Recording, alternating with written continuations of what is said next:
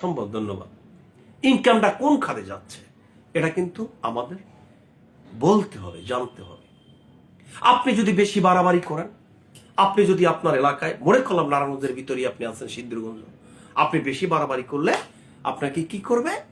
হয়তো জেলে পুরবে, নয়তো সমস্ত সবকিছু আপনার লাইফটাকে ধ্বংস করে দেবে। এলাকার ভিতরে অনেক মাদক, সন্ত্রাস। আরে বাবা, সিদ্ধিরগঞ্জ না, নারায়ণগঞ্জ না, সব জায়গায় মাদকগুলি আসতেছে আর মাদকগুলি খাচ্ছে। তরুণদেরকে নষ্ট করতে মাদক আসছে কোথা থেকে, সে কথা কে বলবে বলেন তো?